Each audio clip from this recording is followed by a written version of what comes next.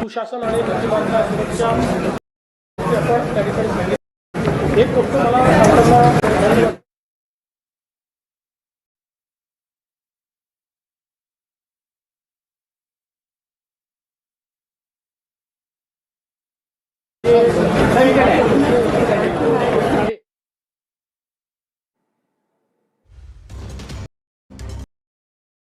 मुख्यमंत्री देवेंद्र फडणवीसांनी आज अर्थसंकल्प सादर केलेला आहे आणि त्यानंतरची त्यांची ही पत्रकार परिषद। अर्थसंकल्पामधल्या विशेष बाबी ज्या आहेत त्या संदर्भात देखील मुख्यमंत्री या ठिकाणी माहिती देत आहेत। पात्र शेतकऱ्यांसाठी 2 लाखांपर्यंत कर्जमाफी। 30 सप्टेंबर 2025 पर्यंत कर्ज थकीत असणाऱ्या शेतकऱ्यांना कर्जमाफी। नियमित कर्ज फेडणाऱ्या शेतकऱ्यांना प्रोत्साहनपर 50,000ची मदत। तूट ती 1% आत असली पाहिजे, ती 1% आत आपण ठेवलेली आहे। त्यामुळे या दोन्ही मानकांवर आणि आपलं जे कर्ज आहे ते 25% आत असलं पाहिजे, तेही 18.5% आपण ठेवलेलं आहे आणि त्याच्यामध्ये 1% अजून वाढ आपल्याला जी दिसते, जी आम्ही सेपरेट दाखवली आहे, ते कर्ज केंद्र सरकारने घेतलं आणि केंद्र सरकार भरणार आहे। ते आपल्याला भरावं लागत नाही, ते आपलं दायित्व नाही आहे, पण ते त्यांनी आपल्याला दिलं असल्यामुळे आपल्या बॅलन्स शीटवर आपल्याला दाखवावं लागतं। असं जवळपास 90,000 कोटीचं ते कर्ज आहे की जे आपल्याला भरायचं नाही, जे केंद्राला भरायचं आहे। त्यामुळे कर्जाच्या संदर्भातही महाराष्ट्राने जी काही आपलं डेट जीडीपी रेशिओ आहे तो रेशिओ उत्तम पद्धतीने त्या ठिकाणी राखलेला आहे। सगळ्यात महत्त्वाचं म्हणजे आपण जर बघितलं तर यावर्षी आपण जी भांडवली गुंतवणूक आहे त्या भांडवली खर्चामध्ये 21% वाढ केली आहे। 21% भांडवली खर्च आपला वाढलाय। 93,000 कोटीवरनं 1,12,000 कोटीपर्यंत आपला हा गेलेला आहे आणि ही वाढ याकरता महत्वाची आहे की खूप काळ भांडवली गुंतवणूक आहे त्या भांडवली खर्चामध्ये 21% वाढ केली आहे। 21% भांडवली खर्च आपला वाढलाय। 93,000 कोटीवरनं अजून 7 युनिव्हर्सिटी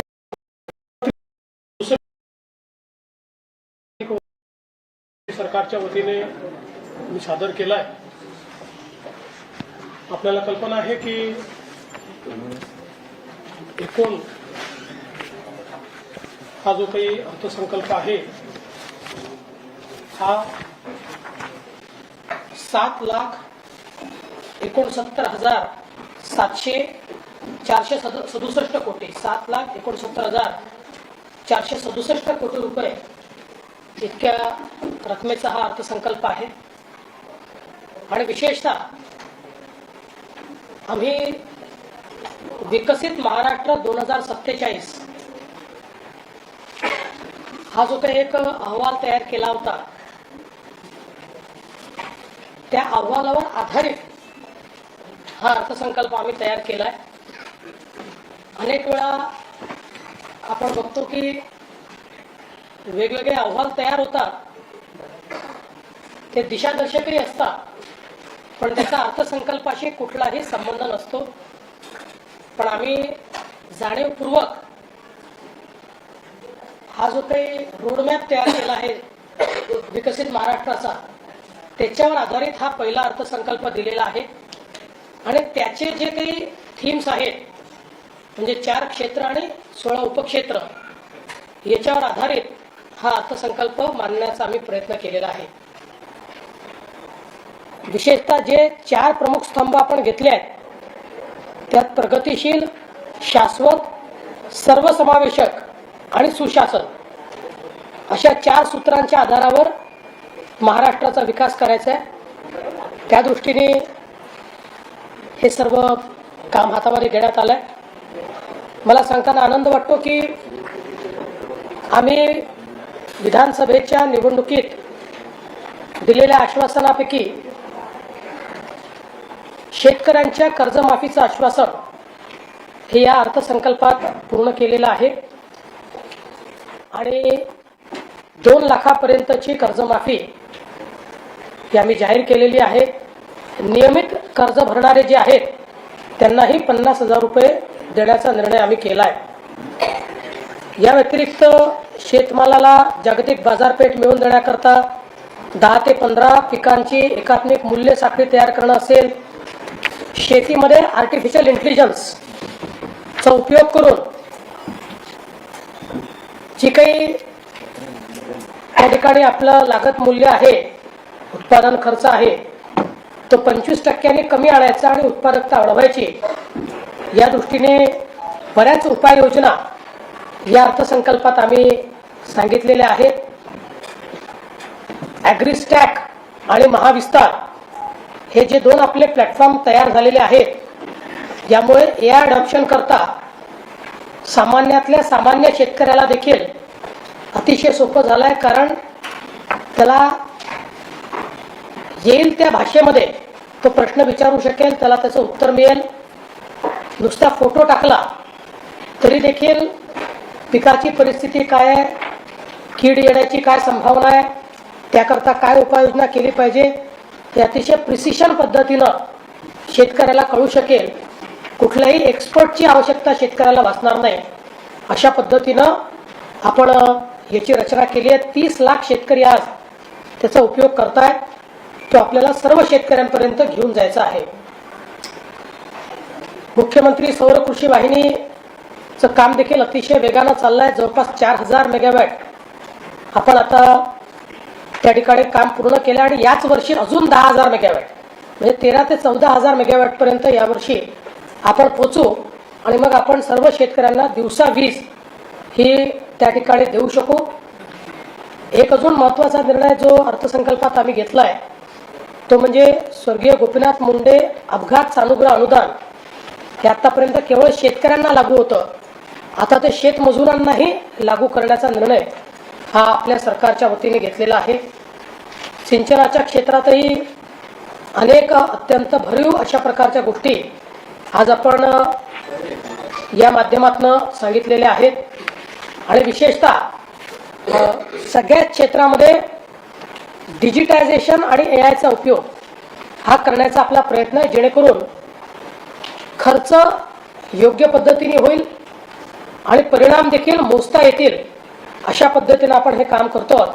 आणि यात विशेषतः जागतिक बँकेच्या सहकार्याने जी आपली छोटी शहरं आहेत, नगरपालिकांची शहरं आहेत, या शहरांमध्ये जवळपास 6,000 कोटी रुपये खर्च करून मलनिस्सारणाच्या योजना आणि सांडपाण्यावर प्रक्रिया याचं काम आपण हातामध्ये घेतलेलं आहे.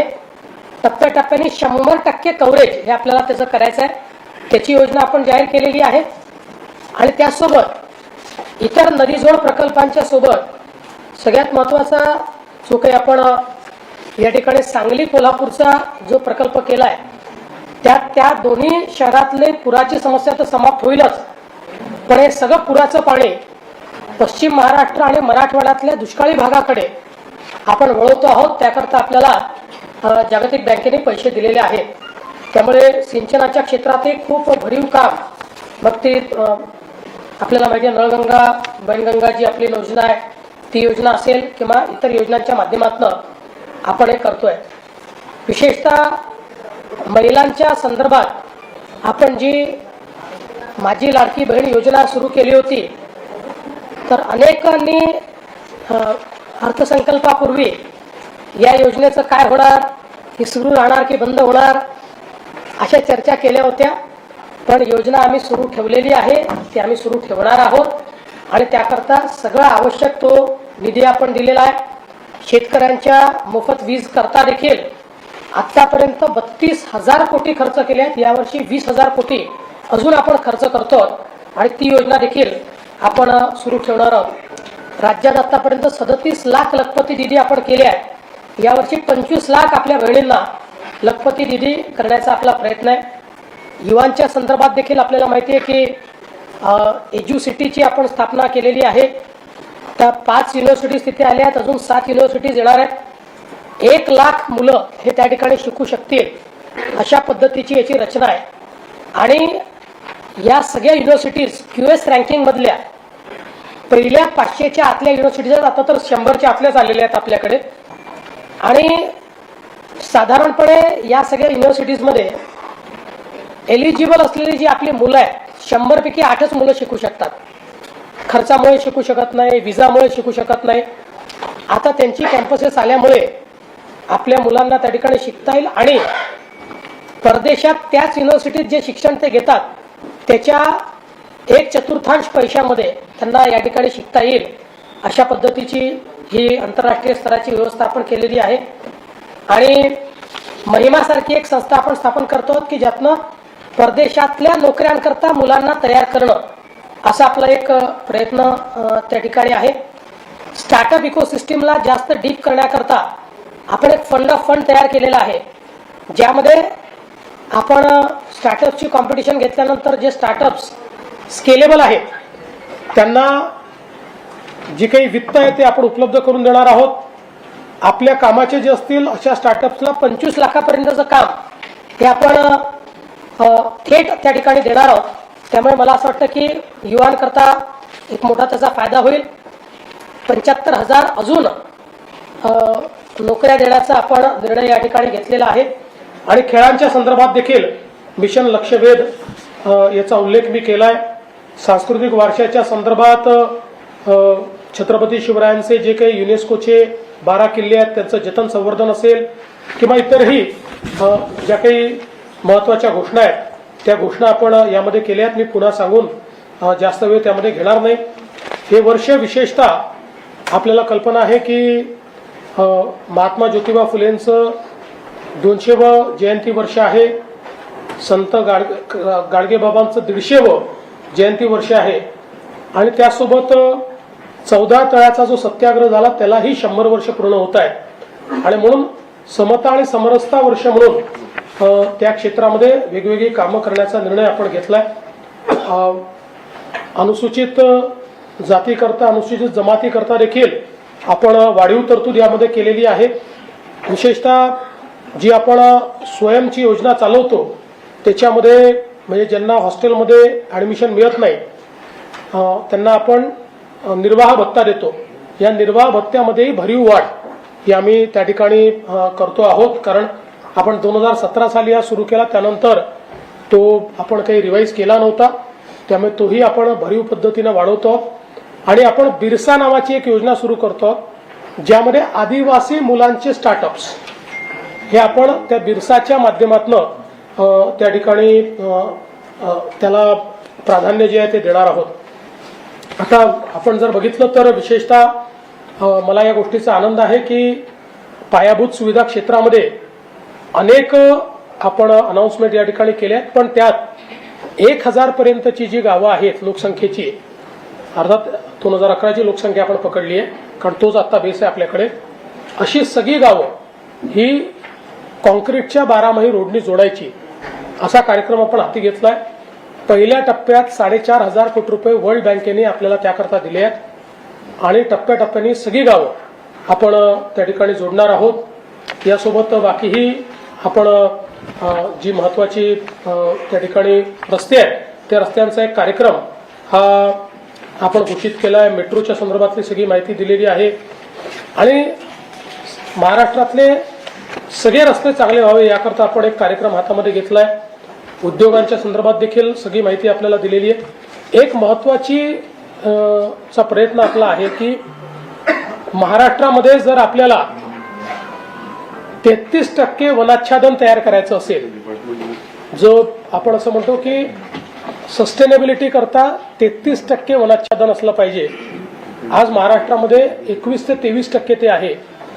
आणि ते जर करायचं असेल तर आपल्याकडे वन आणि वनेतर वृक्ष जे आहेत याची संख्या जवळपास 225 कोटींनी वाढवावी लागेल. आणि म्हणून आपण 300 कोटी वृक्षारोपणाचा एक कार्यक्रम हातामध्ये घेतलेला आहे.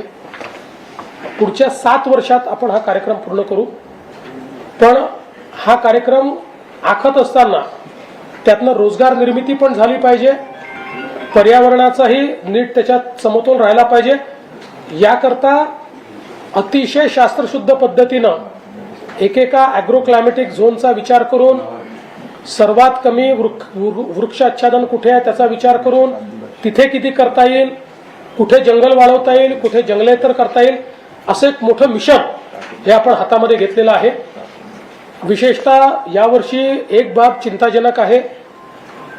अनेक आता हवामान अंदाज असं सांगतायत की अल निनोचं वर्ष असेल, त्यामुळे दुष्काळ सदृश परिस्थिती तयार होईल आणि यावर्षी पाऊस कमी पडेल अशा प्रकारचा अंदाज आहे. त्या दृष्टीनेही आत्तापासून तयारी करून या आपत्तीचं जेवढं जास्तीत जास्त सौम्यीकरण करता येईल, आपत्ती तर काही टाळता येणार नाही, पण त्याचं सौम्यीकरण कसं करता येईल, मग वैरण विकास असेल, पिण्याचं पाणी राखून ठेवणं असेल, जलसंधारणाचं काम असेल, ही सर्व कामं आपण त्या ठिकाणी हातामध्ये घेणार आहोत. सुशासन आणि गतिमानता, सुरक्षा या सगळ्या गोष्टी आपण त्या ठिकाणी सांगितल्या आहेत. एक गोष्ट मला सांगताना आनंद वाटतो की आपण याही वर्षी महाराष्ट्राला अर्थव्यवस्थेच्या सगळ्या निकषांवर आपलं जे राजकोषीय उत्तरदायित्व विधेयक आहे त्याच्या निकषाप्रमाणे ठेवू शकलो. हे विशेषतः ज्याचा उल्लेख केला आणि हा अर्थसंकल्प मी स्वर्गीय अजितदादांना समर्पित केला आहे. अजितदादांनी सातत्याने ही जी काही आर्थिक शिस्त आहे ती पाळली आहे आणि त्याचा देखील आपल्याला मोठा फायदा झालेला आहे. आणि म्हणून नियमानुसार 3% आत फिस्कल डेफिसिट असलं पाहिजे. ते 3% आत 2.7% आपलं आहे. आपलं जे रेव्हेन्यू डेफिसिट आहे, महसुली तूट, ती 1% आत असली पाहिजे. ती 1% आत आपण ठेवलेली आहे. त्यामुळे या दोन्ही मानकांवर आणि आपलं जे कर्ज आहे ते 25% आत असलं पाहिजे, तेही 18.5% आपण ठेवलेलं आहे. आणि त्याच्यामध्ये 1% अजून वाढ आपल्याला जी दिसते, जी आम्ही सेपरेट दाखवली आहे, ते कर्ज केंद्र सरकारने घेतलं आणि केंद्र सरकार भरणार आहे. ते आपल्याला भरावं लागत नाही, ते आपलं दायित्व नाही आहे, पण ते त्यांनी आपल्याला दिलं असल्यामुळे आपल्या बॅलन्स शीटवर आपल्याला दाखवावं लागतं. असं जवळपास 90,000 कोटीचं ते कर्ज आहे की जे आपल्याला भरायचं नाही, जे केंद्राला भरायचं आहे. त्यामुळे कर्जाच्या संदर्भातही महाराष्ट्राने जी काही आपलं डेट GDP रेशिओ आहे तो रेशिओ उत्तम पद्धतीने त्या ठिकाणी राखलेला आहे. सगळ्यात महत्त्वाचं म्हणजे आपण जर बघितलं तर यावर्षी आपण जी भांडवली गुंतवणूक आहे त्या भांडवली खर्चामध्ये 21% वाढ केली आहे. 21% भांडवली खर्च आपला वाढलाय. 93,000 कोटीवरनं 1,12,000 कोटीपर्यंत आपला हा गेलेला आहे.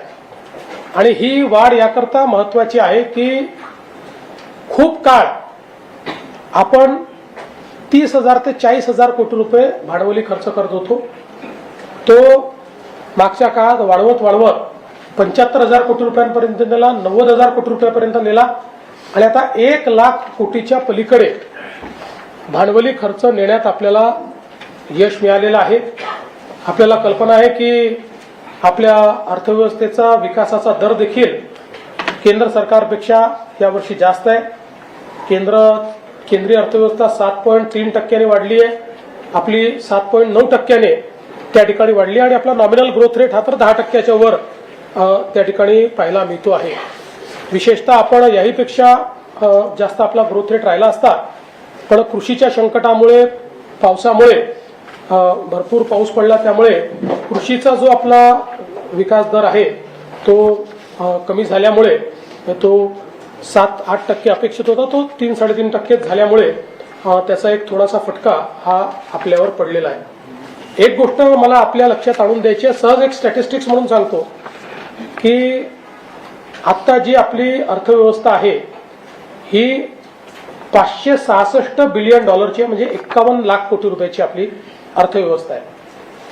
आणि आपण जर जगात विचार केला तर जगाच्या देशांमध्ये फक्त 29 देश महाराष्ट्रापेक्षा जास्त मोठी अर्थव्यवस्थेचे आहेत. आता महाराष्ट्राची अर्थव्यवस्था Austria, Thailand, Norway, Philippines, Vietnam, Bangladesh यांच्यापेक्षा मोठी झालेली आहे. आपण राष्ट्रात महाराष्ट्र आहोत पण महाराष्ट्र जर हे राष्ट्र राहिलं असतं तर जगाच्या अर्थव्यवस्थेतली 30वी अर्थव्यवस्था ही महाराष्ट्र राहिलं असतं. आणि मला हा विश्वास आहे की याच गतीनं आपण वाढत राहिलो तर देशातली पहिली $1 ट्रिलियन अर्थव्यवस्था ही महाराष्ट्र बनेल. त्याकडे आपली वाटचाल चांगल्या पद्धतीने चाललेली आहे. खरं आहे की स्ट्रेस पुष्कळ आहेत, पण आम्ही तरी हा निर्णय घेतला कुठल्या योजना बंद करायच्या नाहीत. उलट वेगवेगळ्या पद्धतीनं साधन संपत्ती त्या ठिकाणी एकत्रित करून भांडवली गुंतवणूक ही वाढवत न्यायची, कारण त्यातनं आपली क्षमता निर्माण होते. ती क्षमता निर्माण करण्याचं काम या अर्थसंकल्पाच्या माध्यमातून आम्ही केलेलं आहे. आणि हा अर्थसंकल्प तयार करताना आमच्या अर्थ विभागाच्या अधिकाऱ्यांसोबतच दोन्ही माननीय उपमुख्यमंत्र्यांची मला फार मदत झाली. आमच्या राज्यमंत्र्यांनी देखील त्या संदर्भात अतिशय महत्त्वाची भूमिका त्या ठिकाणी केली. आणि म्हणून मी आमच्या अर्थ विभागाचं, दोन्ही उपमुख्यमंत्र्यांचे आणि आमच्या राज्यमंत्र्यांचे देखील आभार मानतो. धन्यवाद. जरा थोडं यांचं बोलणं झालं की अरे 1 मिनिट बोलतो ना.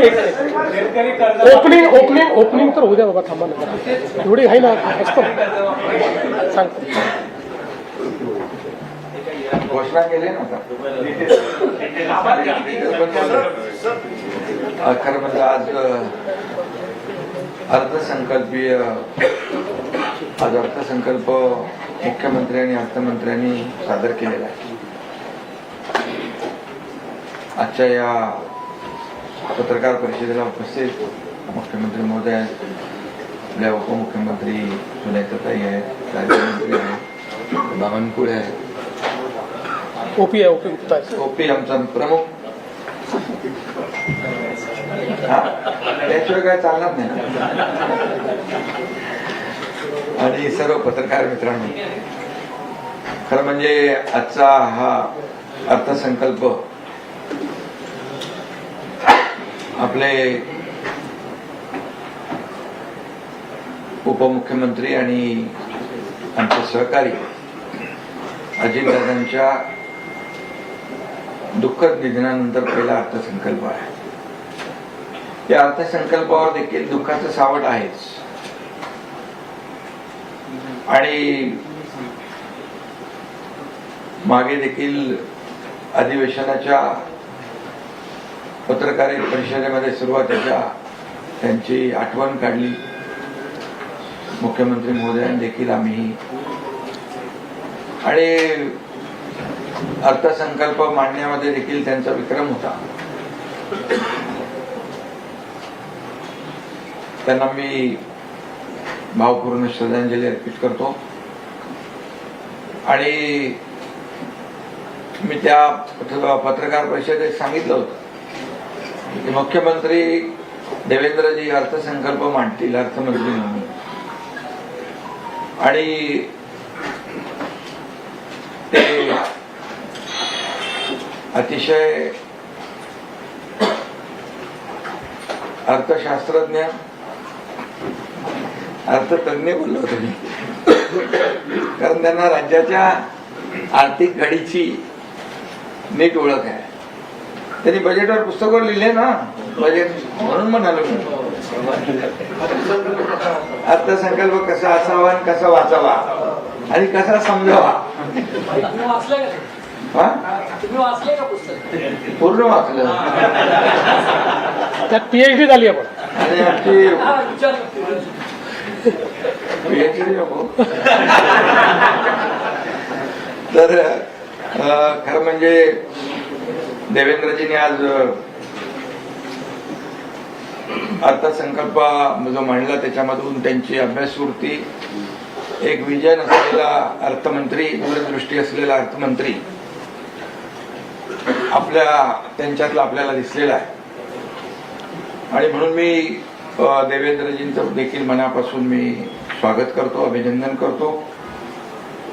आणि आजचा अर्थसंकल्प आपला एक विजनरी आणि विकसित महाराष्ट्र 2047 कडे वाटचाल करणारा हा अर्थसंकल्प आहे. आणि नुसती वाटचाल नाही तर खंबीरपणे वाटचाल करणार आहे. कारण आजच्या बजेटमधून आपण पाहिलेलं आहे की मी त्या सगळ्या डिटेलमध्ये जाणार नाही, परंतु अनेक प्रकल्प आपण घेतलेत.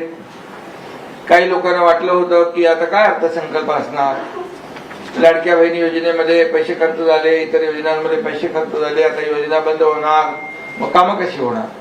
परंतु जे प्रकल्प घेतले त्या प्रकल्पांमध्ये मी जाणार नाही, परंतु हे प्रकल्प जे आहेत, रस्ते आहेत, यामध्ये मेट्रोचं जाळं आहे, रेल्वेचं जाळं आहे, जलमार्ग आहेत आणि अगदी ग्रामीण भागात देखील रस्त्यांचं जाळं निर्माण व्हावं याचं बारीक सारीक लक्ष देऊन 1000 गावांच्या 1000 लोकसंख्येच्या गावात देखील कॉन्क्रीटचे रस्ते असावेत, अशा प्रकारचे अगदी शहरी भागाबरोबर ग्रामीण भागाचा देखील विकास झाला पाहिजे हा दृष्टिकोन ठेवून या ठिकाणी हा प्रयत्न केलेला आहे. म्हणजे रस्त्यांचं जाळं, मेट्रोचं जाळं, रेल्वेचं जाळं आणि त्याचबरोबर ही काही कनेक्टिव्हिटी आहे, इन्फ्रास्ट्रक्चर, म्हणजे प्रमुख म्हणजे इन्फ्रास्ट्रक्चर, पायाभूत सुविधांवर भर दिलेला आहे. आणि मगाशी सांगितल्याप्रमाणे भांडवली खर्चाची काय वाढ झालेली आहे, या पायाभूत सुविधा आवश्यक आहेत राज्याला. आणि म्हणून ज्या राज्याच्या पायाभूत सुविधांवर खर्च जास्त असतो, इन्फ्रास्ट्रक्चरवर खर्च जास्त असतो, त्या राज्याची प्रगती पहिल्या क्रमांकावर असते. आणि म्हणून जवळपास 8 ते 10 लाख कोटीची कामं आपल्या राज्यामध्ये चालू आहेत. मला वाटतं देशातले पहिलं राज्य आहे की इन्फ्रा प्रोजेक्ट जे आहे ते महाराष्ट्रामध्ये सगळ्यात जास्त सुरू आहे. समृद्धी वगैरे तर आपण पाहिलंय, अटल सेतू वगैरे, कोस्टल, या सगळ्या गोष्टी आपण पाहतोय. आणि देखील आपण रस्ते पुढचे करतोय, मुख्यमंत्री महोदयांनी त्याच्यामध्ये उल्लेख केलेला आहे. त्यामुळे मोठ्या प्रमाणावर हे पायाभूत सुविधांचं जाळं निर्माण करण्यावर भर दिलेला आहे. आणि त्याला वेगवेगळे मॉडेल देखील आम्ही अवलंबलेले आहेत आणि त्या माध्यमातून या पायाभूत सुविधांची कामं होतील. त्यात मगाशी मुख्यमंत्री महोदयांनी बजेट वाचताना देखील त्याच्यामध्ये सगळ्या प्रकल्पांची माहिती दिलेली आहे. म्हणजे अगदी मुंबई विमानतळापासून नवी मुंबई विमानतळाचं मेट्रोने जोडणं असेल, त्याचबरोबर इकडून आपलं वाढवणपर्यंत कनेक्टिव्हिटी देणं असेल, ती नाशिकपर्यंत वाढवणं असेल, समृद्धीला जोडणं असेल, अशा अनेक मगाशी प्रकल्पांच्या बाबतीमध्ये मुख्यमंत्र्यांनी माहिती दिली. मी त्या डिटेलमध्ये काही जाऊ इच्छित नाही, पण खऱ्या अर्थाने आज विरोधकांना वाटत होतं की हे सगळं योजना सुरू आहे, त्यातल्या योजना बंद होतील, मग प्रकल्प कसे होतील, परंतु ही सगळी कसरत आम्ही केलेली आहे. आणि म्हणूनच मी मगाशी सांगितलं की मुख्यमंत्री महोदयांनी सादर केलेला अर्थसंकल्प जो आहे हा एक विजनरी आणि विकसित महाराष्ट्र 2047 कडे खंबीरपणे वाटचाल करणार आहे. जसं आदरणीय देशाचे प्रधानमंत्री विकसित भारत 2047चं स्वप्न आणि संकल्प घेऊन पुढे चालले, त्याला महाराष्ट्रातून मोठं योगदान आहे, मिळणार आहे. $5 ट्रिलियन जे काही प्रधानमंत्री महोदयांचा जो गोल आहे, आमचा महाराष्ट्राचा $1 ट्रिलियन गोल आहे. पण मी त्याहीपेक्षा सांगू इच्छितो की नीती आयोग जेव्हा इकडे आला, त्यांनी जेव्हा बैठक घेतली त्यावेळेस सांगितलं $1 ट्रिलियन नाही, $1.5 ट्रिलियन फक्त मुंबई आणि MMR मध्ये पोटेन्शियल आहे. आणि त्यामुळे सगळ्यात जास्ती योगदान महाराष्ट्राचं आपल्या विकसित भारत 2047 मध्ये विकसित महाराष्ट्र 2047च्या रूपाने होणार आहे. आणि म्हणूनच मी मुख्यमंत्री महोदयांचं मगाशी अभिनंदन केलं. त्याचबरोबर सगळ्यात महत्वाचं म्हणजे पुण्यश्लोक अहिल्यादेवी होळकर शेतकरी कर्जमाफी कधी करणार असं विरोधक बोलत होते. आणि त्यावेळेस निवडणुका होत्या, मुख्यमंत्री मी होतो, देवेंद्रजी आणि अजितदादा आमची टीम होती. आणि त्यावेळेस आम्ही घोषणा केली, लाडकी बहीण योजना तर सुरूच होती आणि शेतकरी कर्जमाफीची घोषणा केली. तेव्हा कर्जमाफी कधी करणार, लाडक्या बहीण योजनेचे पैसे कधी, ते तर पैसे सुरू आहेत. पण आम्ही सांगितलं होतं योग्य वेळी कर्जमाफी होणार. आणि आजच्या बजेटमध्ये मुख्यमंत्री महोदयांनी ती घोषणा करून योग्य वेळ सिद्ध केलेली आहे. त्यामुळे आता विरोधकांना काय बोलायला संधी आम्ही ठेवलेली नाही. आणि म्हणून मुख्यमंत्री माझी लाडकी बहीण योजना हेही सांगितल्याप्रमाणे मुख्यमंत्र्यांनी कधी बंद होणार नाही आणि ती कायम सुरू राहणार. शेतकऱ्यांची कर्जमाफी देखील ते सांगितलंय. आपलं 2025 सप्टेंबर पर्यंत 2 लाखापर्यंत जी कर्जमाफी करायची आहे आणि त्याचबरोबर नियमित कर्ज भरणारे जे 50,000 रुपये इन्सेंटिव्ह देतो तेही आम्ही देणार. आपल्याला आठवण म्हणून मी सांगतो, महाविकास आघाडीने हे 50,000 रुपये इन्सेंटिव्ह देणार म्हणून घोषणा केली होती, पण त्यांनी दिले नाही, महायुतीने दिले. महायुतीने आम्ही दिले ते. त्यामुळे हे आता जे निर्णय झालेला आहे तो निर्णय होणार आहे. म्हणजे आम्ही जे बोलतो ते करून दाखवतो, याचा प्रत्यय आजच्या बजेटमधून आलेला आहे. प्रिंटिंग मिस्टेक म्हणणारे आम्ही नाही. जी वचननाम्यामध्ये आम्ही वचनं दिलेली आहेत ती पूर्ण करणार आणि त्याचा प्रत्यय जो आहे आजच्या देवेंद्रजींच्या अर्थसंकल्पातून या महाराष्ट्राने पाहिलेला आहे. आणि म्हणून हे 2 विषय सगळ्यात महत्वाचे. लाडकी बहीण योजना झाली आणि सावत्र भावानी कितीही कोर्टबाजी केली तरी सुद्धा आमच्या लाडक्या बहिणींच्या मागे आम्ही सगळे भाऊ, आता तर आमची ताई पण आली आहे इकडे, आम्ही खंबीरपणे उभे राहणार आहोत आणि सुरूच राहणार आहे. आणि जे आम्ही आश्वासन दिलेलं आहे ते आता विचारत होते 2100 रुपये कधी देणार, तेही आम्ही सांगतो की योग्य वेळी तेही देणार. आम्ही कधी मागे फिरणार नाही. बजेटच्या आधी ते तुम्हाला सांग योग्य वेळी. आज योग्य वेळ पाहिलं तुम्ही का? बोलत नाही आम्ही खाली, फक्त बोलत नाही, आम्ही करतो. आणि त्यामुळे मी मुख्यमंत्र्यांना धन्यवाद देईन की बळीराजाच्या मागे खंबीरपणे महायुती सरकार उभं राहिलेलं आहे.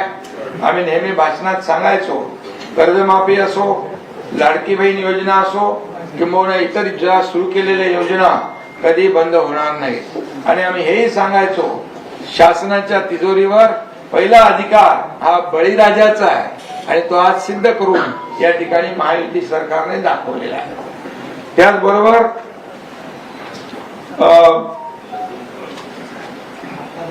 आपल्या हिंदू हृदय सम्राट बाळासाहेबांची जन्मशताब्दी वर्ष आहे.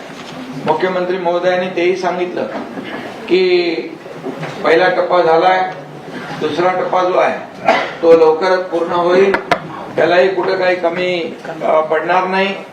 आणि त्याचबरोबर जन्मशताब्दी वर्षानिमित्त या ठिकाणी शासन आपल्या दारी जसं आम्ही घेऊन गेलो तसं आरोग्य आपल्या दारी किंबहुना इतर ज्या काही योजना आहेत त्या योजना देखील मुख्यमंत्री महोदय विस्तारपूर्वक ते उत्तरामध्ये सांगणार आहे. आणि त्यामुळे ही एक प्रकारची हिंदू हृदय सम्राट बाळासाहेब ठाकरे यांना आदरांजली, श्रद्धांजली आहे. त्यामुळे त्यांना जे जे आवडायचं म्हणजे 40 लाख मोफत घरं देण्याचा निर्णय तोही आम्ही त्याच्यामध्ये घेतोय. आणि त्यामुळे हाही एक मोठा निर्णय या ठिकाणी घेतलेला आहे. आणि आज खरं म्हणजे छत्रपती शिवाजी महाराजांची तिथीप्रमाणे जयंती आहे आणि बळीराजावर प्रेम करणारा छत्रपती शिवाजी महाराजांसारखा राजा रयतेच्या भाजीच्या देठाला हात लावता कामा नये असं म्हणणारे आमचे छत्रपती शिवाजी महाराज त्यांच्या तिथीप्रमाणे जयंतीच्या दिवशी आपण हा निर्णय घेतलाय. त्यामुळे हे खरं म्हणजे त्यांना मानाचा मुजरा आहे. आणि मी मुख्यमंत्र्यांना यासाठी आणखी धन्यवाद देईन की आमच्या गावाकडचा वासोटा किल्ला आहे, त्या वासोटा किल्ल्यामध्ये शिवाजी महाराज आपले मोगलांचे कैदी लोक ठेवायचे, कारण फार जंगल आहे, वाघ अस्वल सगळं आहे, त्यामुळे कैदी बाहेर आला की तो गेलाच. आणि म्हणून त्या वासोटा किल्ल्याला देखील रोपवेच्या माध्यमातून पर्यटन वाढवण्याचं काम त्या पर्यटकांना त्या छत्रपती शिवाजी महाराजांच्या वासोटा किल्ल्यापर्यंत पोहोचता आलं पाहिजे यासाठी देखील रोपवे देखील या ठिकाणी जाहीर केलेलं आहे. अशी अनेक कामं या ठिकाणी निसर्गोपचार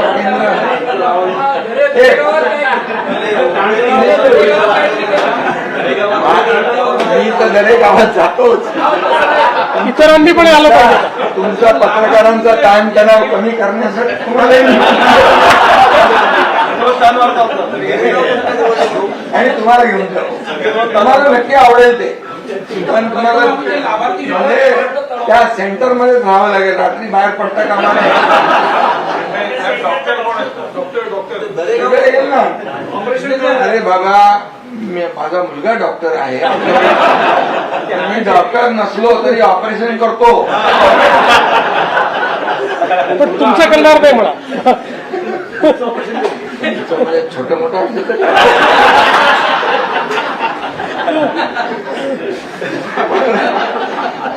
ऑपरेशन म्हणजे कुणाला कधी होऊ नये, आजार होऊ नये. कोविड मध्ये नाही का आपण एक दुसऱ्याला मदत केली नाही का? मोदीजींनी तर लस देशातल्याच नाही विदेशातल्या लोकांना पण कोविडची वॅक्सिन देण्याचं काम केलं. म्हणून आज बघा देशभरामध्ये त्यांचं नाव आहे ना. म्हणजे संकट काळामध्ये मोदीजीने ते करून दाखवलं. आणि म्हणून संकट काळात महायुती सरकार बरोबर पोहोचतं. संकट कुठलंही असू द्या, आपत्ती असू द्या. त्यामुळे गमतीचा भाग जाऊ द्या. पण मी आपल्याला सांगतो की या सर्व योजना ज्या आहेत त्याच्याबद्दल सविस्तर मुख्यमंत्री महोदयांनी सांगितलंय. आम्ही याच्यातून एकच दाखवलंय की आम्हाला खुर्ची महत्वाची नाही, दिलेलं वचन महत्वाचं आहे. आणि म्हणून ते वचन पाळण्याचं काम आम्ही केलेलं आहे. नोकर भरतीबद्दल देखील सांगितलं की महायुतीच्या काळात 1,20,000 रेकॉर्ड ब्रेक भरती झाली. आता पण 75,000 लोकांना भरती करायचं आहे. युवकांना देखील रोजगार, जे परदेशी गुंतवणूक आली 30 लाख कोटींची. आता दावोसला गेले होते ज्यावेळेस, त्यावेळेस 30 लाख कोटींचं परदेशी गुंतवणूक आली. आणि नुसती कागदावर राहत नाही. मी जेव्हा 2दा गेलो दावोसला तेव्हा त्याचं कन्व्हर्जन 70 to 80% झालेलं आहे. आणि आताही देखील मोठ्या प्रमाणावर रोजगार मिळेल. म्हणजे सर्व समावेशक सगळ्यांचा विचार केलेला आहे. शेतकऱ्यांचा केलाय, लाडक्या बहिणींचा केलाय, लाडक्या भावांचा केलाय, शेतमजुरांचा केलाय. शेतमजुरांना कधी आपण घेतलं नव्हतं जेव्हा गोपीनाथ मध्ये तेव्हा आपल्या अपघात योजनेमध्ये, त्यांचाही केलाय. आणि सर्व समावेशक असा हा अर्थसंकल्प आहे. आणि त्याचबरोबर पर्यावरणाला देखील प्राधान्य दिलेलं आहे. आपण वृक्ष लागवड किती करतोय? जवळपास 300 कोटी झाडं लावण्याचा देखील मोठा आपण संकल्प केलेला आहे. आणि त्यामध्ये बांबूलाही प्राधान्य दिलेलं आहे आम्ही. बांबूला काय असले तुम्ही?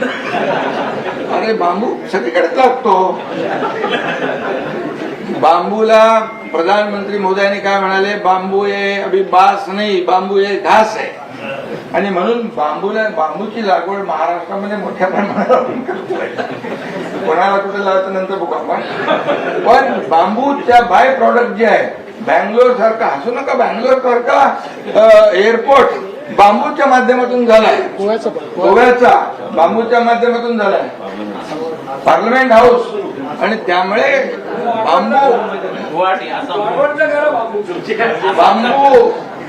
बांबू हा तुम्हाला सांगतो, गुवाहाटीला बांबू नाही लावलाय.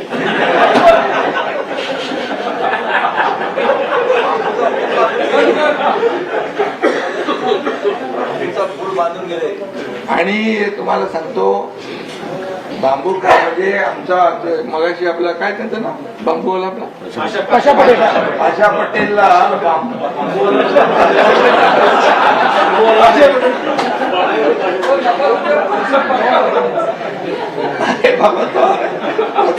अध्यक्ष केलं त्याला आपण. आणि त्यांनी बांबूचे बाय प्रॉडक्ट काय असतात हे आपल्याला भेट पण दिलेत, पत्रकारांना पण दिलेत. त्याच्यामध्ये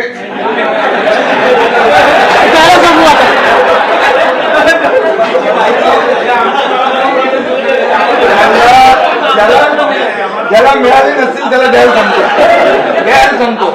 आणि बघा बाय प्रॉडक्ट बरोबर एक एक बांबू बी देते. आणि म्हणून त्याच्यामध्ये टॉवेल पासून, टी शर्ट पासून काय काय वस्तू आहे त्याच्या बांबूच्या बाय प्रॉडक्ट. चष्मा पण आहे, घड्याळ आहे, घड्याळ ते स्वतः पाशा पटेल घालतात. आणि त्यामुळे नाही द्यायला सांगतो, त्यामुळे त्यालाही प्राधान्य दिलेलं आहे. आणि म्हणून पर्यावरणाला महत्व दिलेलं आहे. या अर्थसंकल्पात. आणि किती बोजा पडणार सर? आता आज घोषणा केली आहे, बोजा काय, आता बोजा आम्ही सहन करणारे लोक आहोत, परंतु लाडकी बहीण योजना पण आता सुरू आहे ना, त्याचं सगळं जे बोललंय ते करणार. आणि म्हणून आपल्याला मी सांगतो, अतिशय मी आता आणखी जास्त काय बोलत नाही आपण. आणि हे सगळं करताना आपल्याला नियमात बसून सगळं केले. तो आपला भांडवली खर्चही वाढवला, पण राजकोषीय तूट मगाशी मुख्यमंत्र्यांनी सांगितलं की स्थूल राज्य उत्पन्नाच्या 3% कमी ठेवण्यामध्ये यश मिळालेलं आहे, 2.60 आहे. आणि राज्याची महसुली तूट ही स्थूल राज्य उत्पन्नाच्या 1% कमी ठेवलेली आहे. आणि कर्ज 25% कमी ठेवलेलं आहे. 25% कर्ज काढण्याची मुभा आहे, पण 18.5% आहे. त्यामुळे एवढं सगळं करून, एवढे योजना करून, एवढ्या योजना, लाडकी बहीण योजना सुरू ठेवून ती काय बंद कधी होणारच नाही, बिलकुल चिंता करू नका. कर्जमाफीचा निर्णय घेऊन देखील नियमामध्ये हे सगळं बसवलेलं आहे. आणि त्यामुळेच मी मगाशी सांगितलं की उत्तम आपल्या महाराष्ट्राची आर्थिक नाडी देवेंद्रजींना माहीत आहे. आणि म्हणून त्यांनी त्यांच्यातला जो काही अर्थतज्ञ या बजेटच्या माध्यमातून आपल्या समोर आलेला आहे. आणि म्हणून हे सगळे कसरत करून नियमाचं उल्लंघन न करता या सगळ्या बाबी त्यांनी बसवलेल्या आहेत. मी ओपी गुप्ता आणि त्यांचे सर्व सहकारी इकडे आहेत. ओपी सुंदर ना,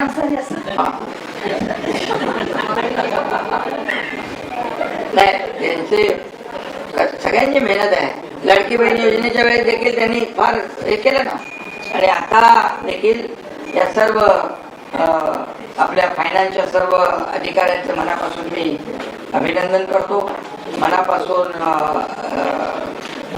मुख्यमंत्री महोदयांना शुभेच्छा. राज्यमंत्री पण मेहनत केली, तुम्हालाही धन्यवाद. आणि आजचा अर्थसंकल्प जो आहे हा सर्वसमावेशक आहे. सर्व घटकांना त्याच्यामध्ये न्याय मिळालेला आहे.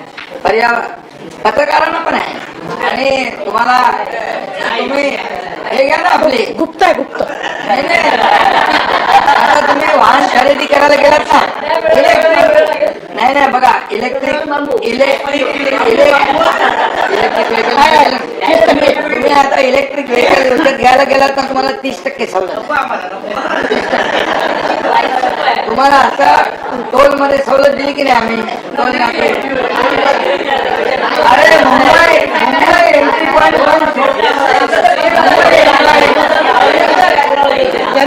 बाबा, मुंबई एंट्री पॉइंट आम्ही काढले ना.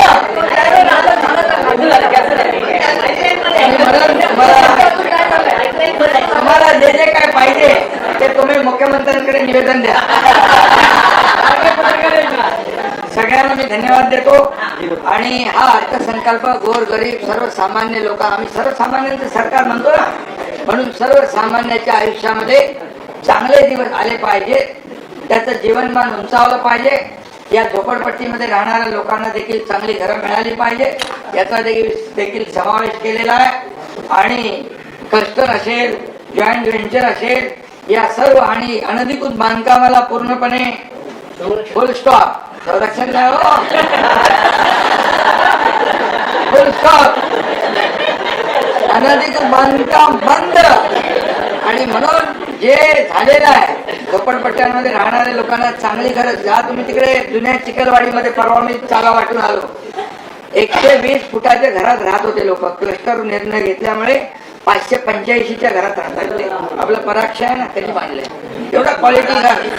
आणि म्हणून सगळं एकदम सगळं कसं करणार आहोत. आणि म्हणून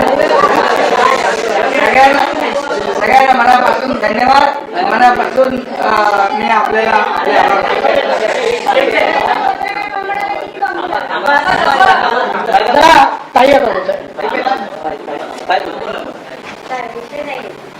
नमस्कार. राज्याचे मुख्यमंत्री तथा वित्तमंत्री आदरणीय देवेंद्रजी फडणवीस साहेब, उपमुख्यमंत्री एकनाथजी शिंदे साहेब, राज्यमंत्री जयस्वाल साहेब, बावनकुळे साहेब आणि या पत्रकार परिषदेला उपस्थित असलेले सर्वच पत्रकार बंधू भगिनींनो, सर्वांचं या पत्रकार परिषदेमध्ये स्वागत आहे. सुरुवातीलाच यंदाचा हा अर्थसंकल्प आदरणीय अजितदादांना समर्पित केल्याबद्दल मी पहिल्यांदा माननीय मुख्यमंत्र्यांना मी खूप खूप धन्यवाद देते. तसेच आदरणीय दादांचं उचित स्मारक उभारणं, त्यांच्या नावाने गतिमान नागरी सेवा पुरस्कार सुरू करण्याची जी घोषणा आपण केलेली आहे आणि माझ्या मते तीच खरी दादांना उचित श्रद्धांजली अर्पण केलेली आहे. आदरणीय मुख्यमंत्र्यांनी हा अर्थसंकल्प सर्व घटकांचा विचार करून अतिशय समर्पक विकसनशील महाराष्ट्रासाठी सादर केलेला आपण सगळ्यांनीच ऐकला आहेच. हा अर्थसंकल्प विकसित महाराष्ट्राच्या दिशेने वाटचाल करणारा, दृष्टीपूर्ण, सर्वसमावेशक आणि विजन डॉक्युमेंटरीचा प्रभावी अंमलबजावणी करणारा हा आहे. तसेच प्रादेशिक संतुलित विकासाला चालना देणारा, तसेच प्रगतिशील, शाश्वत, सर्वसमावेशक आणि सुशासन या 4 प्रमुख आधारस्तंभावरती राज्याचा विकास साधणारा आहे. आणि म्हणूनच मी आदरणीय मुख्यमंत्र्यांचं खूप खूप अभिनंदन करते. आदरणीय दादांनी मांडलेल्या प्रगतांनी विकासाभिमुख अर्थसंकल्पांशी सुसंगत अशी दिशा या अर्थसंकल्पातून दिसून येते. जवळजवळ दादा जायच्या आदल्या दिवशीपर्यंत 27 तारखेपर्यंत दादांची या अर्थसंकल्पाची तयारी सुरू होती आणि याचमुळे दादांच्या या विकासदृष्टीचा विचार करून महाराष्ट्राच्या प्रगतीचा वेग कायम ठेवण्याचा प्रयत्न या अर्थसंकल्पातून करण्यात आला. त्याबद्दल मी मुख्यमंत्री साहेबांचं मी खूप त्यांचे आभार मानते. कृषी क्षेत्राला बळकटी, पायाभूत सुविधा मजबूत करणं, पर्यटन, उद्योग आणि सेवा क्षेत्रांचा विस्तार करून रोजगार निर्मितीला चालना देण्याच्या दृष्टीने विशेष तरतुदी करण्यात आलेल्या आहेत, ते आपण सगळ्यांनी पाहिलेलं आहे. पायाभूत सुविधा निर्माण करण्यासाठी सुद्धा वाढी 20% इतकी वाढ केल्यानं राज्यात मोठ्या प्रमाणात पायाभूत सुविधांना निर्माण होतील. आदरणीय दादांच्या संवेदनशील विचारानुसार दिव्यांगांकरिता सुद्धा जिल्हा वार्षिक योजनेअंतर्गत 1% निधी राखून ठेवण्याचा निर्णय यामध्ये घेण्यात आलेला आहे. तसेच छत्रपती संभाजी महाराजांचे बलिदान स्थळ असणाऱ्या पुणे जिल्ह्यातील वडूतुळापूर येथील स्मारकाचंही काम यावर्षी पूर्ण करण्यात येणार आहे. आणि दादांचं या प्रोजेक्टकडे खास करून जास्त लक्ष होतं. त्यांचा ड्रीम प्रोजेक्ट आहे असं म्हटलं तरी चालेल. यंदाचं वर्ष आंतरराष्ट्रीय महिला शेतकरी वर्ष म्हणून साजरं होत आहे आणि महिलांच्या सक्षमीकरणाला विशेष प्राधान्य देण्यात आलेलं आहे. आपल्याला माहितीच आहे की लाडकी बहीण योजनेच्या भरीव तरतुदीसह राज्यात एकल महिलांच्या सुद्धा कल्याणासाठी सुयोग्य धोरण म्हणजे लखपती दिदीच्या उपक्रम माध्यमातून महिलांना स्वावलंबी आणि सक्षम बनण्याच्या दिशेने ठोस पावलं उचलण्यात येत आहेत. कृषी क्षेत्रामध्ये एआयचा वापर करण्याबाबतचं विजन डोळ्यासमोर ठेवून आदरणीय दादांनी याबाबत पुढाकार घेतलेला आपल्या सगळ्यांना सर्वश्रुत आहे. त्याला चालना देण्यासाठी या अर्थसंकल्पामध्ये भरीव तरतूद करण्यात आलेली आहे. तसेच मुंबई महानगरच्या धर्तीवर पुण्यासह नाशिक, नागपूर व छत्रपती संभाजीनगर येथे सुद्धा ग्रोथ हब निर्माण करण्यात येणार आहे. अमृतकालीन रस्ते विकास योजना तसेच मेट्रो प्रकल्प यांच्या माध्यमातून सुद्धा पायाभूत सुविधा अधिक मजबूत करण्यात येणार आहेत. हा अर्थसंकल्प राज्यातील शेतकरी, कष्टकरी, महिला, तरुण आणि सर्वसामान्य नागरिकांच्या विकासाला चालना देणारा असून महाराष्ट्राच्या प्रगतीला नवी दिशा आणि वेग देणारा ठरेल असा मला विश्वास आहे. विकसित महाराष्ट्राच्या ध्येय पूर्तीसाठी हा अर्थसंकल्प महत्त्वाचा टप्पा ठरणार आहे. धन्यवाद.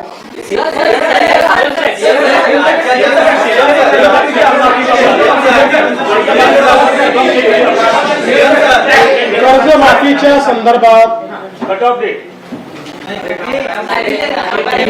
डेट ही 30 सप्टेंबर 2025 ही आपण कट ऑफ डेट केलेली आहे. 2 लाखापर्यंतचं कर्ज माफ करण्याचा निर्णय आपण घेतलेला आहे. जे नियमित कर्ज भरणारे आहेत त्यांना 50,000 रुपये देण्याचा निर्णय आपण घेतलेला आहे. समितीने ही सगळी माहिती आता जमा करणं सुरू केलेलं आहे. बँकांकडनं आतापर्यंत जेवढी माहिती उपलब्ध झाली आहे, अजून बऱ्याच बँकांची माहिती येणं बाकी आहे, त्यात आतापर्यंत 28 ते 30 लाख शेतकऱ्यांची माहिती आलेली आहे. पूर्ण माहितीचं संकलन हे जवळपास 15-20-25 दिवसात होईल.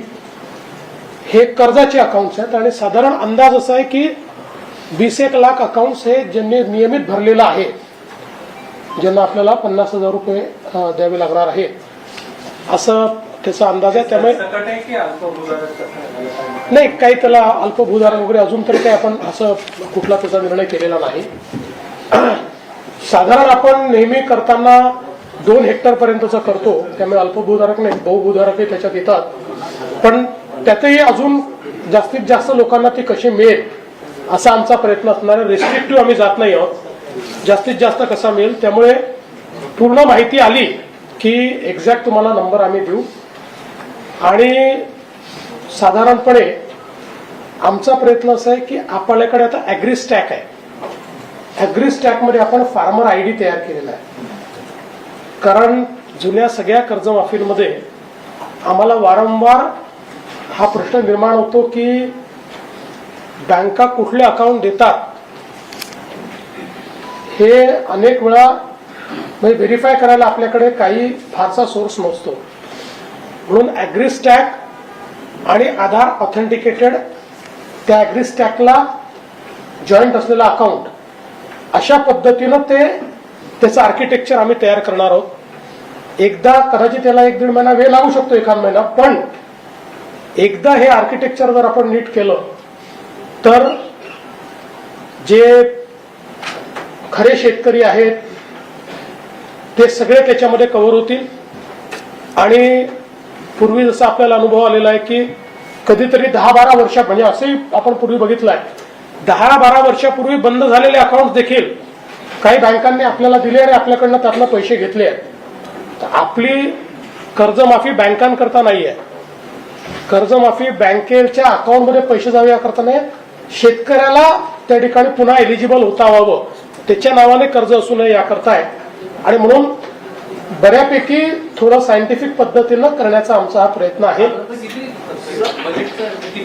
नाही, हा बोजा तेव्हाच लक्षात येईल जेव्हा नाही, आज आता बघा, जसं आपण एक साधारण अंदाज घेतला तर या ठिकाणी मागची जी कर्जमाफी झाली होती त्या कर्जमाफीमध्ये 20,000 कोटी रुपये लागले होते शेतकऱ्यांकरता.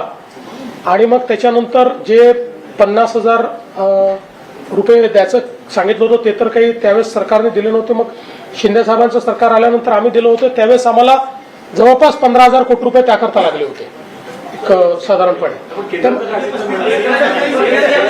त्यामुळे साधारणपणे याच सगळ्या घरांमध्ये हा साधारण खर्च जाईल असा अंदाज आहे. पण अरे बाबांनो, आता प्रत्येकाला वेगळं सांगणार आहे का? आणि पुन्हा एकदा सांगतो, सगळी माहिती आता कशी मिळू शकेल? जर मी सांगतोय की माहिती संकलन चाललेलं आहे, आता तुम्हाला एक अंदाज यावा म्हणून मी माहिती दिलेली आहे. यापेक्षा जास्त होऊ शकतं, याच्यापेक्षा थोडं कमी होऊ शकतं. त्यामुळे तेवढी माहिती आता तुम्हाला माहिती असली पाहिजे, तुम्हाला ती लोकांपर्यंत पोहोचवता आली पाहिजे. पण मी एवढंच सांगतो की ही कर्जमाफी फार रिस्ट्रिक्टिव्ह कर्जमाफी नसेल. आम्ही शक्यतोवर आमचा प्रयत्न असेल की जो आपला सामान्य कर्जदार शेतकरी आहे याला पुन्हा एलिजिबल करण्याकरता जे जे करता येईल ते आम्ही करण्याचा प्रयत्न करू. जी जी कर्जमाफी आहे याची प्रक्रिया मोस्टली शेतकऱ्यांना आपण जून महिन्यामध्ये नवीन कर्ज वाटप करतो. त्याच्यामुळे जर मे पर्यंत किंवा जूनच्या पहिल्या आठवड्यापर्यंत ही कर्जमाफी आपण दिली तर ते शेतकरी नवीन कर्जासाठी पात्र ठरणार. याची काय माहिती? आम्ही त्याची कालमर्यादा कर्जमाफीच्या आधीच घोषित करून टाकली आहे.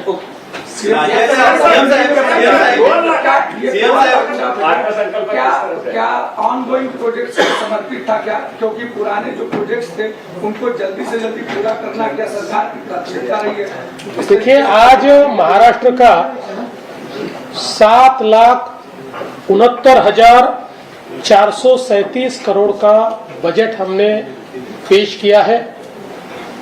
इस बजट में कृषि क्षेत्र, उद्योग क्षेत्र, रोजगार निर्माण, इंफ्रास्ट्रक्चर, इन सभी चीजों के ऊपर बल दिया गया है. अनुसूचित जाति, अनुसूचित जमाती और महिलाओं के ऊपर विशेष कार्यक्रमों के माध्यम से हम लोगों ने उनको भी संबल देने का प्रयास किया है. समाज के जो अन्य पिछड़ा वर्ग है उसके लिए भी कई योजनाएं शुरू की गई है. विशेष रूप से हम लोगों ने चुनाव में जो आश्वासन दिया था उसके अनुरूप हमने पुण्यश्लोक अहिल्या देवी होळकर किसान कर्ज माफी योजना की घोषणा की है. 2 लाख तक का कर्जा किसानों का हम लोग माफ करने वाले हैं. इसके साथ साथ कई प्रकार की योजनाएं आज घोषित की गई है जिससे प्रधानमंत्री मोदी जी का विकसित भारत का जो सपना है उसके अनुरूप विकसित महाराष्ट्र हम तैयार करें. मुझे इस बात की भी खुशी है कि जो आर्थिक अनुशासन है उसका भी पालन हमने इस बजट में किया है. हमारे बजट का जो आप अगर उसके फिगर्स देखेंगे तो ये ध्यान में आएगा, जो फिस्कल डेफिसिट है उसको 3% से अंदर हमने रखा हुआ है. रेवेन्यू डेफिसिट को 1% के अंदर हमने रखा है. डेट जीडीपी रेशियो ये 18.5% तक हम लोगों ने रखा है. तो कुल मिलाकर सारी योजनाएं हमने शुरू रखी है. लाडली बहन योजना हो, किसानों को मुफ्त में बिजली की योजना हो, ये सारी योजनाएं जारी रखते हुए नई योजनाओं की घोषणा करते हुए हम लोगों ने वित्तीय अनुशासन का पालन किया है. एक मैं ऐसा मान सकता हूं कि संतुलित इस प्रकार का बजट देने का हमने प्रयास किया है.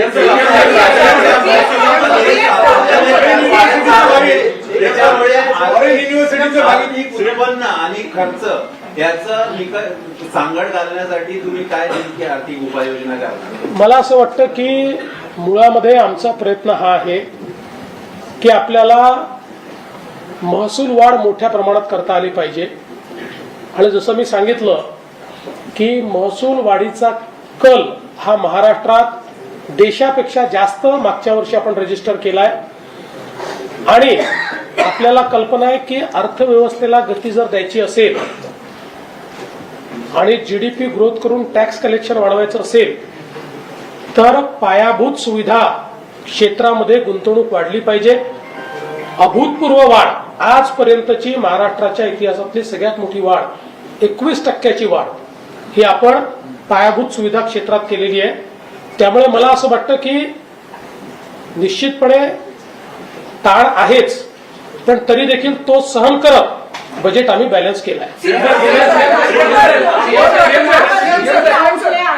गेल्या वर्षी 36,000 करोडचा आउटले होता, तर ह्या वर्षी किती आहे? तेवढाच आउटले आहे जेवढा मागच्या वर्षीचा आउटले आहे तो सगळा आउटले आम्ही ठेवलेला आहे.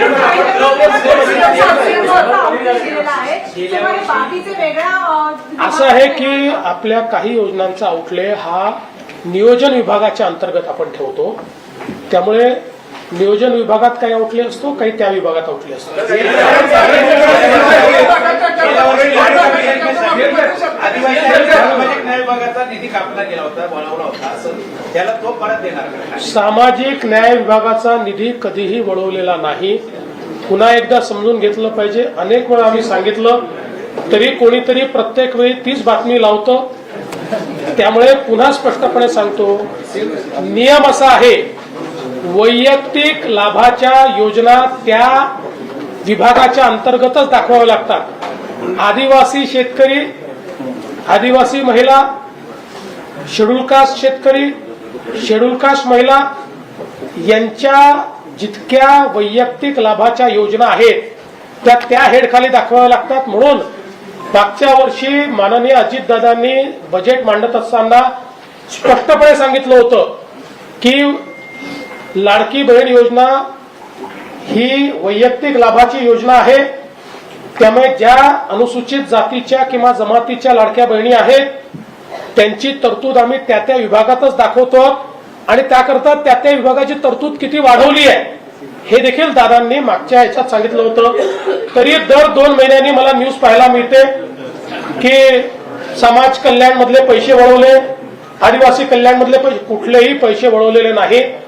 महाराष्ट्रामध्ये निकषापेक्षा 1 पैसाही आम्ही कमी खर्च करत नाही.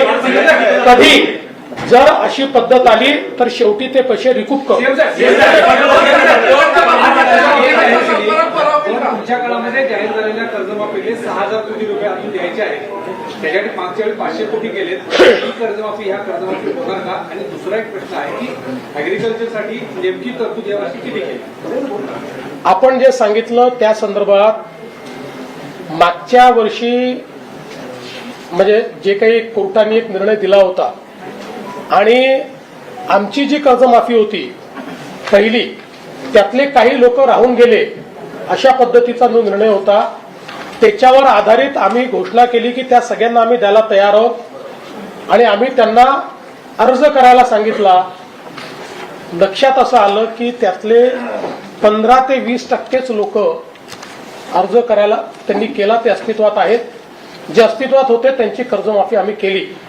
कृषी क्षेत्राकरता मागच्या वेळेसपेक्षा आपण तरतूद जी आहे ती वाढवली. एक्झॅक्ट आकडा आता माझ्याकडे नाहीये पण वाढवली.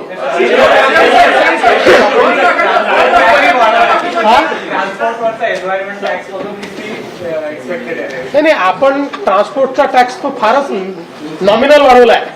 गाडी घेताना जो 2,000 रुपये तो 4,000 केला. त्याच्या पाठीमागे महसूल मिळाला पाहिजे कारण त्याचं 160 कोटी फक्त मिळणार आहे. महसूल मिळाला पाहिजे उद्दिष्ट नाहीये. लोकांना लक्षात आलं पाहिजे की आपण ईव्ही किंवा अल्टरनेट फ्युएलला त्या ठिकाणी कुठेतरी बढावा देतो.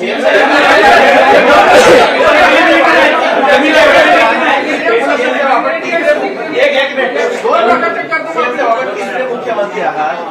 पहिले मुख्यमंत्री यशवंतराव चव्हाण, दुसरे वसंतराव नाईक हे मुख्यमंत्री म्हणून त्यांनी अर्थसंकल्प सादर केला होता. आपण तिसरे मुख्यमंत्री आहात. त्या दोन्ही मुख्यमंत्र्यांच्या काळामध्ये राजकोषीय तूट होती. आपल्याही काळामध्ये राजकोषीय तूट आहे. पण ही तूट कोविड सारखी अतिशय महत्वाची घटना घडूनही तेवढी नव्हती, त्याच्यापेक्षा जास्त आता होत चालली. आपल्याला असं वाटत नाही का की काही योजना अवास्तव आपण चालवतोय? असं आहे की जेव्हा आपण विकसनशील अर्थव्यवस्थेमध्ये असतो त्यावेळी राजकोषीय तुटीशिवाय अर्थसंकल्प तयार होत नाही. आणि आपण जर विचार केला तर जगातला सर्वात श्रीमंत देश अमेरिका याच्यामध्ये राजकोषीय तूट आहे. जगात महत्वाचं काय आहे? राजकोषीय तूट किती. आणि देशामध्ये मोठ्या राज्यांमध्ये आता फक्त महाराष्ट्र राज्य उरलं आहे की जे अजूनही 3% आत आहे. बाकी सगळे 3% पार गेले आहेत. त्यामुळे योजना आम्ही करतो पण त्या योजनांसोबत आर्थिक शिस्त देखील आम्ही पाळतो. ओव्हरलोड एक्सप्रेस जे झालेले आहेत आता ते कुठेही कट लावलेला नाही. कुठेही कट लावला नाही. तुम्ही बघितलं असेल, मी तुम्हाला सांगतो, सगळ्या डिपार्टमेंटला मागच्या वेळेसपेक्षा जास्त तरतूद दिली. पैसे खर्च होतात आणि ही योजना ज्या मध्य प्रदेशमधून आली तिथे तिची असलेली स्थिती आणि आपली स्थिती याची कधी तुलना मी एवढ्यात मध्य प्रदेशला गेलेलो नाही. मुख्यमंत्र्यांची चर्चा झाली तेव्हा लाडकी बहीण योजनेची चर्चा होऊ शकली नाही. त्यामुळे मला मध्य प्रदेशाची माहिती नाही.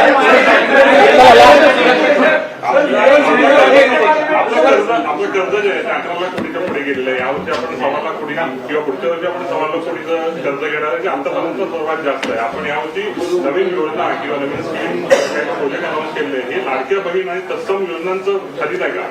पहिल्यांदा तर मी आपल्याला सांगतो की ते जे मी पुन्हा सांगतो 11 लाख कोटीच्या वर जे दिसत आहे त्यातले 89,000 कोटी रुपये हे कर्ज केंद्र सरकारचे ते परत करणार आहे, आपण परत करणार नाहीये. आपण एक गोष्ट मी आपल्याला सांगतो की राज्याच्या ऐपतीनुसार त्या वर्षामध्ये त्या राज्याला किती कर्ज घेण्याचा अधिकार आहे हे रिझर्व्ह बँक घोषित करतं. त्याच्यावर कोणालाही कर्ज मिळत नाही. एकही वर्षी रिझर्व्ह बँकेने आपल्याला जी लिमिट दिली आहे त्या लिमिट आपण पार केलेली नाही. उलट त्या लिमिट मधला काही भाग आपण कमी ठेवतो, म्हणजे तेवढं कर्ज घेत नाही, त्यापेक्षा कमीच कर्ज आपण घेतो. आता आपली अर्थव्यवस्था वाढते, आपली क्षमता वाढते. तुम्ही असा विचार करा की समजा 13-14 साली आपला जीएसडीपी हा 14 लाख कोटी होता. आता या 10 वर्षामध्ये तो 51 लाख कोटीवर गेलाय. त्याच्यामुळे आपली कर्ज घेण्याची आणि गुंतवणूक करण्याची ऐपत वाढते. जिथे आपण भांडवली खर्च 30,000 कोटी करायचो तो आता 1,15,000 कोटीवर नेलेला आहे. म्हणून मला असं वाटतं की